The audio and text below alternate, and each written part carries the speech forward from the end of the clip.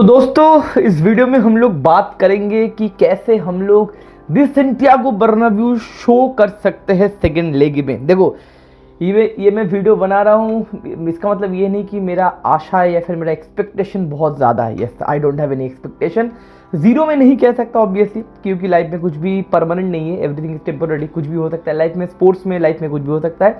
तो मैं 1% चांस या फिर 1% मौका दूंगा रियल मैड्रिड को। मैंने लाइव में बोल दिया था कि हमारे पास सेकेंड लेग में ज़्यादा मौका नहीं होगा, लेकिन ऑब्वियसली कि स्पोर्ट्स है मेरे भाई। एंड कहने की अगर आप एक टीम को सपोर्ट करते हो, आप एक मैच देखने वाले हो और उस मैच से अगर आपका कोई एक्सपेक्टेशन नहीं है, स्पेशली अगर नॉकआउट में यूसीएल का क्वार्टर फाइनल, तो भाई मज़ा नहीं आएगा। तो थोड़ा बहुत मैं बात करूंगा इस वीडियो में। मैंने मोटा मोटी मेरे दिमाग में था ये 4-5 पॉइंट के ऊपर बात करना चाहिए। ये 4-5 पॉइंट अगर हम मेंटेन कर पाएंगे, सेकेंड लेग में कुछ दिखा पाएंगे, तो शायद हम लोग कम बैक कर सकते हैं। लेकिन मैं पहले बता रहा हूँ, जितने सारे मैं पॉइंट्स बोल रहा हूँ वो लॉजिकल है। यस, मेरे अंदर इस पॉइंट्स के ऊपर जस्टिफिकेशन है, लेकिन उम्मीद मेरे को भाई 1% भी नहीं है। लेकिन भाई ये सारे वीडियो बनाना या फिर एक लेक्चर देना बहुत ईजी है, लेकिन मैदान में ये सारा चीज़ एग्जीक्यूट करना बहुत ज़्यादा मुश्किल है। तो मैं तो लेक्चर दे दूंगा, मैं तो डालेबाजी मार लूंगा, लेकिन हमारे प्लेयर्स क्या ये सारा चीज़ एग्जीक्यूट कर पाएंगे थर्सडे नाइट को? I don't think so. लेकिन हम लोग बात करेंगे कौन से पॉइंट्स के ऊपर हम लोग अगर गौर करेंगे तो शायद हम लोग जीत सकते हैं मैच जीतना ही नहीं है, कम बैक करना है, 4-5 पता नहीं कितना गोल मारना है, हम लोग बात करेंगे एक करके। तो पहला पॉइंट के ऊपर हम लोग बात करते हैं। मैं चाहता हूँ ये पहला पॉइंट हमारे प्लेयर्स दिखाए। थर्सडे नाइट को आई थिंक मैच है। पहला point is don't be emotional. क्योंकि देखो आप सेकंड लेग खेल रहे हो, 3-0 से आप पीछे हो, 3-0 से आपका टीम आगे है, मतलब ऑपोजिशन टीम आगे है, आप अपने होम ग्राउंड में खेल रहे हो, तो आपको प्रोवोक करने के लिए बहुत कुछ बोलेंगे ऑपोजिशन के प्लेयर्स, बताओ या फिर मैनेजर्स बताओ या फिर आप फैंस बताओ, बहुत कुछ बोलेंगे। लेकिन आपको भाई प्रोवोक नहीं होना है, क्योंकि एक योलो ज़्यादा कार्ड या फिर एक रेड कार्ड अगर मिल जाता है तो भैया मामला वहाँ पे ख़त्म हो जाएगा। हमारे पास ऐसे भी कोई मौका नहीं है, मतलब एक मौका है Bernabeu, UCL, heritage, real Madrid, ये सारा चीज़ को लेके हम लोग एक मौका प्रोड्यूस कर रहे हैं। अगर उसके ऊपर अगर आप येलो कार्ड ले लेते हो, रेड कार्ड ले लेते हो, किसी को फाउल कर देते हो, टैकल कर देते हो, फर्स्ट्रेट हो जाते हो, तो भैया आप मुंबई नहीं आ सकते। आपकी मेरी तरफ से ना है, वहां पे ही हो जाएगा। तो भैया स्पेशली विनीशियस के ऊपर मैं बोलना चाहूंगा, विनीशियस मेरे भाई कुछ भी कर ले, कंट्रोल कर लेना। क्योंकि भाई कल का मैंने मैच देखा देपर्तो अल्वेज के साथ, वहां पे भैया एम्बापे ने अपना पैर घुसा दिया, रेड कार्ड ले लिया, फालतू का मैच इंटरेस्टिंग हो गया। ये एक बोर्डिंग मैच होना चाहिए, 3-4 गोल पेलना चाहिए, लेकिन फालतू में हम लोगों ने 10 मैन डाउन हो गया। वो तो अल्वेज ने भी एक रेड कार्ड ले लिया, नहीं तो भैया पंगा हो सकता था। तो पहला पॉइंट ये कि भैया डोंट बी इमोशनल, आपको थोड़ा कंट्रोल करके इमोशनली मैच्योरिटी के साथ ये गेम खेलना पड़ेगा। एक रेड कार्ड अगर हो जाता है, फिर एक्स्ट्रा येलो कार्ड अगर हो जाता है, तो भैया मैच में प्रॉब्लम हो सकता है। सेकंड प्रॉब्लम की मैं बात करूंगा, फिर सेकंड पॉइंट के ऊपर मैं बात करूंगा, उसके ऊपर हम लोग गौर करेंगे, दैट इज डिफेंसिव स्ट्रक्चर। देखो पिछले मैच में मार्टिनेली बताओ या फिर आप साका बताओ, दोनों विंग में हम लोगों ने बहुत बुरी तरीके से खोला था। मिकेल मेरिनो उतना खतरनाक नहीं था, ऑब्वियसली मिकेल मेरिनो नंबर 9 नहीं है, अगर नंबर 9 होते तो वो भी शायद काम करते। एंड ओडेगार्ड साइडवेज मूवमेंट बताओ, ओडेगार्ड का बॉल रोल बताओ, फाइनल थर्ड में बहुत कुछ हो रहा था। आपको मैंने दिखाया था पिछले वीडियो में कि वो लोग विद द बॉल कितना कंफर्टेबल थे और कितना चरे हुए थे, और विंग से हम लोगों को बहुत बढ़िया तरीके से आउटप्लेट किया था। स्पेशली आलाबा बताओ या फिर राइट हैंड साइड से वेलवर्डे थोड़ा बहुत टैकल वगैरह कर रहा था, लेकिन आलाबा को भाई एक्सप्लॉइट किया था साका ने। तो मैं चाहता हूं कि डिफेंसिव स्ट्रक्चर अच्छा बने, और हम लोग का जो लेफ्ट बैक और राइट बैक है, सेंटर बैक के थोड़ा नजदीक आके खेले, कॉम्पैक्ट होके खेले, कि साका और मार्टिनेली को उस तरीके से मौका या फिर स्पेस ना दिया जाए उनको ड्रिबल करने के लिए या फिर कट इन करने के लिए या फिर कुछ करने के, शॉर्ट बॉट मारने के लिए। क्योंकि भैया साका के पास लेफ्ट फुट से कर्लर वगैरह या फिर बैंगर वगैरह का भी ऑप्शन है, बंदा आउट ऑफ द बॉक्स कभी कभी शॉट ले लेता है। फिल फोर्डन ने आई थिंक बर्नाब्यू में एक out of the box shot लिया था, गोल मारा था, तो उसी तरीके से साका भी कर सकते हैं। तो मैं चाहता हूं हमारा जो लेफ्ट बैक और राइट बैक है थोड़ा नजदीक आके खेले, दोनों सेंटर बैक के नजदीक आके खेले, कॉम्पैक्ट तरीके से खेले, और हम लोग दोनों विंग को या फिर उनके जो मार्टिनेली साका है उनको थोड़ा न्यूट्रलाइज कर पाए। ये होगा हमारा डिफेंसिव स्ट्रक्चर। और एक बात मैं बोलना चाहूंगा कि भाई आर्सेनल को भूलना, हम लोगों को भूलना नहीं चाहिए, Arsenal is known for their set pieces. तो सेट पीस उन्होंने लिया नहीं पिछले मैच में, वो तो भाई डिक्लेन राइस ने वर्ल्ड ही मार दिया, कोई हेडर वेडर का कोई चांस नहीं मिला। लेकिन ये भूलना नहीं चाहिए, सेट पीस पे या फिर कॉर्नर्स पे आर्सेनल भैया नेक्स्ट लेवल है। तो हमारे रूडिगर बताओ, सर्जियो रामोस, जो राउल असेंसियो हमारे पास है, या फिर फेडरिको वेलवर्डे या फिर चुआमेनी जो खेलेंगे इस मैच में, बाद में हम लोग बात करेंगे स्ट्रक्चर के बारे में। तो ये सारे लोग अवेयर रहना पड़ेगा कि भाई सेट पीस से, कॉर्नर से या फिर फ्री किक से कोई हेडर वेडर का मामला ना क्रिएट हो। देखो आर्सेनल का सबसे ज़्यादा हेडर का थ्रेट होता है गैब्रियल से, वो गैब्रियल नहीं खेलेगा तो एक न्यूट्रलाइजेशन है, ठीक है कोई बात नहीं, गैब्रियल नहीं खेलेगा तो हेडर का थोड़ा मामला नीचे हो सकता है, लेकिन बाकी डिक्लन राइस बताओ, मिकेल मेरिनो बताओ, इन सारे लोगों के बाद भी भैया हाइट है, तो इस चीज़ के ऊपर भी हम लोगों को गौर करना पड़ेगा। अब थर्ड पॉइंट पे आते हैं, दैट इज मिडफील्ड, जहां पे हम लोग कुत्ते की तरह मैच हारे थे। मैंने आपको थॉमस पार्टी का हिटमैप दिखाया था भाई, थॉमस पार्टी भाई कल पिछले मैच में उनका पार्टी चल रहा था मिडफील्ड में, हम लोग भाई लूका मॉड्रिच बताओ या फिर जो कमाविंगा बताओ बुली हो गए थे। कमाविंगा थोड़ा काम करने की कोशिश कर रहे थे बॉल कैरी, लेकिन कुछ नहीं हो रहा था। लूका मॉड्रिच तो भैया थॉमस पार्टी और डिक्लन राइस के बीच में भैया सैंडविच बन गया था। और एक और बात है कि हम लोगों ने ज़्यादा मेहनत भी नहीं किया मेरे भाई, क्योंकि आपको अगर आर्सेनल जैसे एक टीम को जो डिफेंसिवली या फिर मिडफील्ड वाइज बहुत ज़्यादा स्ट्रक्चर्ड है, उनको अगर आपको खोलना है, क्योंकि मैंने बताया कि ट्रांजिशन में बहुत बड़े तरीके से शेप होल्ड करता है आर्सेनल, तो इस तरीके का टीम को अगर आपको आउटप्लेट करना है भैया, आपको ज़्यादा मेहनत भी करना पड़ेगा, इंटेंसिटी भी दिखाना पड़ेगा, ज़्यादा किलोमीटर आपको देना पड़ेगा। लेकिन सरप्राइजिंगली मेरे पास एग्जैक्ट डेटा नहीं है, आप देख लेना, लेकिन मैं मोटा मोटी करके बोल रहा हूँ, रियल मैड्रिड आर्सेनल से पिछले मैच में 10 से 11 किलोमीटर कम रन किया है। मतलब मेरे पास नंबर नहीं है, अगर मेरे पास नंबर होगा तो मैं स्क्रीन के सामने दे दूंगा।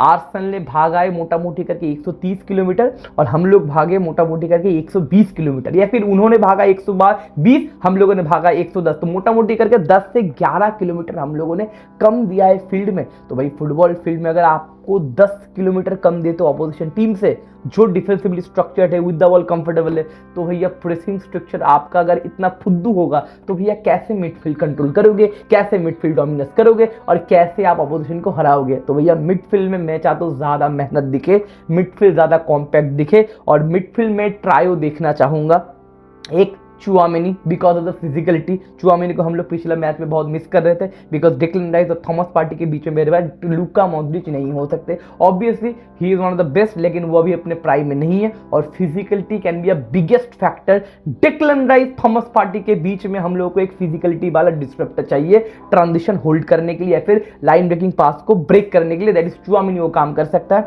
और मैं सेकंड मिडफील्डर चाहूंगा सबायोस सेकेंड मिडफील्डर हो, क्योंकि भैया सबायोस जब तक हमारे पास था तब लोग रियल मैड्रिड का थोड़ा बहुत प्रोग्रेस हो रहा था, लेकिन सबायोस की इंजरी के बाद वो मामला खत्म हो गया, क्योंकि पिछला सीजन में टोनी क्रूज जो काम कर रहा था, सबायोस थोड़ा बहुत वो काम करता है, वो टेम्पो कंट्रोल करने का, होल्डअप करने का, पासिंग एक्यूरेसी का, या फिर बताओ पीछे से बिल्डअप करने का, वो काम अभी कोई नहीं कर पा रहा है। तो वहां पे हम लोग को सबायोस को चाहिए, फेडरिको वेलवर्दे चाहिए मिडफील्ड में, लेकिन फेडरिको वेलवर्दे को हम तो नहीं खिला सकते, राइट बैक पे कौन खेलेगा, मेरा बाप तो हमको मेरा मिडफील्ड वो होगा, डबल पिवट होगा, नंबर 6 आपका चुआमेनी और नंबर 8 आपका सबायोस और नंबर 10 तो जूड बेलिंगम है। तो ये है, ये मैं चाहता हूँ मिडफील्ड से हम लोग ये चीज करें। अब बात करते हैं अटैक की। देखो अटैक में क्या हुआ, मैंने पिछले वीडियो में बोला था, हम लोग ने गोल खाने की वजह से हम लोग मैच नहीं हारे, गोल तो हम लोग खाएंगे, हम लोग का डिफेंस कमजोर है, लेकिन हम लोग हारे मेरे भाई। हम लोगों ने कोई गोल अटेम्प्ट नहीं किया, हम लोगों ने कोई गोल मारा नहीं, बॉक्स के अंदर गए नहीं। एम्बाप्पे का बताओ, जूड बेलिंगम बताओ, विनीशियस, रोड्रिगो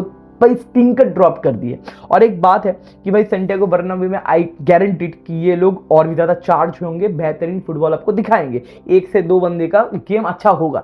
लेकिन इस सीजन में मैं एक चीज नोटिस किया हूं कि ये जो 4 प्लेयर्स हमारे अपफ्रंट में हैं, जूड, रोड्रिगो, विनी और एम्बाप्पे, ये चारों का ना एक गेम में ना अच्छा बेस्ट गेम नहीं जाता। मतलब एक ही गेम में चारों का अच्छा गेम नहीं जाता। अगर विनीशियस अच्छा खेल रहा है तो जूड बेलिंगम उतना हाइप में नहीं है, अगर रोड्रिगो अच्छा खेल रहा है तो भाई एम्बाप्पे थोड़ा ऊपर नीचे लग रहा है, अगर एम्बाप्पे अच्छा खेल रहा है तो विनीशियस उतना अच्छा नहीं लग रहा है। तो इस मैच में मेरे भाई ये चारों जो प्लेयर्स है फ्रंट में, ये चारों का टॉप गेम होना 100% नेसेसिटी है। अगर एक भी बंदा क्लिनिकल, देखो चारों का अच्छा गेम मतलब क्या है, मतलब चारों क्लिनिकली एक्टिव हो, क्योंकि हम लोग को मारना है 3 से 4 गोल, और 3 से 4 गोल मारने के लिए आपको तो ऐसा नहीं कि 25-26 आपको मौका मिलेगा।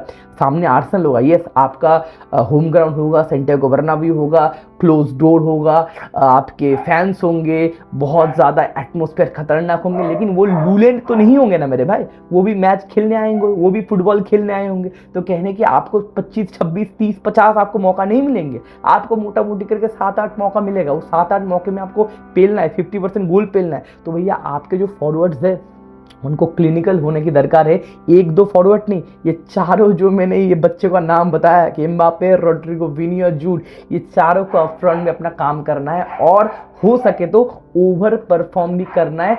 आपको बिग चांस अगर ना भी मिले तो हाफ चांस में भी आपको कन्वर्ट करना है आपके चांसेस। और अगर ये चारों लोग एक साथ मिलकर अपना काम दिखाएंगे तो कहने की हो सकता है मे बी हम लोग ये बाजी मार सकते। तो मैं चाहता हूँ ये चारों चीज़ के ऊपर हम लोग गौर करें।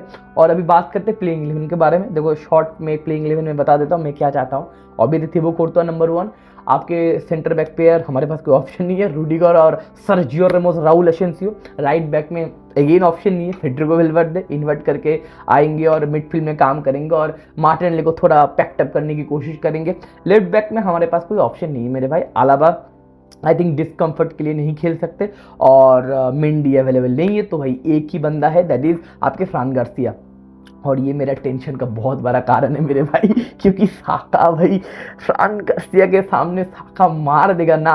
फ्रान गार्सिया के पास आपका फिजिकलिटी बिल्डअप है या फिर बंदे के पास डिफेंसिव कंपोजर है, डिफेंस भी उतना ट्रैक बैक करता है, मेहनत बहुत करता है, अटैकिंग वाइज में कंट्रीब्यूट करेगा, लेकिन डिफेंसिव स्ट्रक्चर फ्रान गार्सिया होल्ड नहीं कर पाएगा। मैंने बोला था पिछले वीडियो में, साका भाई फ्रान गार्सिया को देख के बोलेगा बेटी तुम्हें पाकिस्तान छोड़ के आते। तो भाई टेंशन का तो कारण है मेरे भाई। फ्रान गार्सिया का अगर अच्छा मैच हुआ तो ठीक है, तो ये हमारा एक बहुत ज़्यादा वीक पॉइंट है। साका भैया अगले मैच में फट सकता है, तो फ्रान गार्सिया लेफ्ट बैक। मिडफील्ड में चाहता हूँ, मैंने बोल दिया कि सबायोस और आपका चुआमेनी का डबल पिविट, ऊपर आपका जूड बेलिंगम, बेली बॉय हमारे, एंड रोड्रिगो, विनीशियस और आपके एम्बापे, ब्राहिम दियास होंगे हमारे सुपर सब। बाकी ये मेरे टॉप 12 या फिर प्लेइंग 11+1 मैं ये बोलना चाहूँगा। और कैसे हम लोग जीत सकते हैं, देखो हम लोग को क्या 3 गोल मारने से हो जाएगा? नहीं मेरे भाई, 3 गोल मारने से होगा नहीं। आई गारंटीड हम लोग 1 गोल खाने वाले हैं। हम लोग क्लीन शीट नहीं रख पाएंगे, हमारा औकात नहीं है, हमारे डिफेंसिव कंपोजर का औकात नहीं है कि हम लोग क्लीन शीट रखेंगे। 1 गोल गारंटी खाएंगे। तो भैया हम लोग को 4 गोल मारना पड़ेगा। अब ये 4 गोल का स्ट्रक्चर क्या हो सकता है कि भाई पहले हम लोग को स्टार्ट बढ़िया करना पड़ेगा, पहले 20 मिनट के अंदर 1 गोल मारना ही पड़ेगा और हाफ टाइम के अंदर 1 और गोल। अगर 45 मिनट्स के अंदर हम लोग 1-2 गोल मार देते, अगले हाफ में 1 गोल गारंटी कंसीड करेंगे एंड उसके बाद और भी 2 गोल मारना पड़ेगा। तो टोटल 90 मिनट में ना स्कोर हम लोग 4-1 कर सकते हैं और मोटा मोटी करके एक्स्ट्रा टाइम के लिए हम लोग पुश कर सकते हैं। ये होगा स्ट्रक्चर। तो मैं प्रिडिक्ट कर रहा हूँ कि 90 मिनट में 4-1 हो जाएगा और कहने की मैच ड्रॉ हो जाएगा और एक्स्ट्रा टाइम में हम लोग खींच के लेके जाएंगे।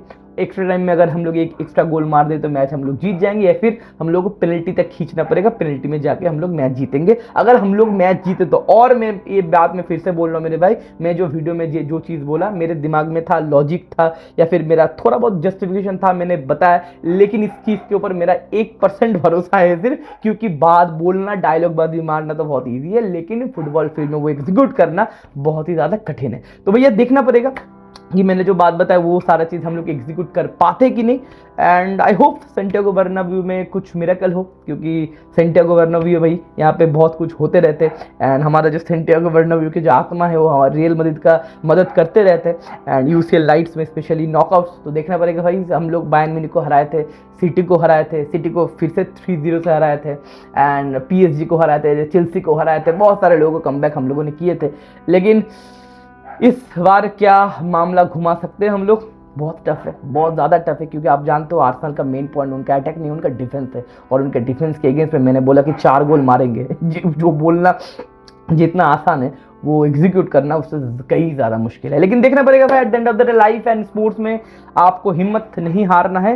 रात बाकी है तो बात बाकी है मेरे भाई, जान है तो जहान है मेरे भाई। तो जब तक रिजल्ट नहीं निकलता तब तक उम्मीद का दामन कैसे छोड़ सकते हैं हम लोग। तो भैया इसी उम्मीद के साथ फिर से मैच देखने के लिए आएंगे, आप भी आना, एक साथ मिलके वॉच अलोंग करेंगे। Let's see real they Madrid और कार्लो अंचेलोत्ती क्या एग्जीक्यूट कर पाते, क्या एक ड्रामेटिक कमबैक कर पाते सेंटियागो बर्नाब्यू में, या फिर हमारे हाथ फिर से एक निराशा आएगा। देखना पड़ेगा आने वाले मैच में। तो टेक केयर, बाय बाय, हाला मैड्रिड।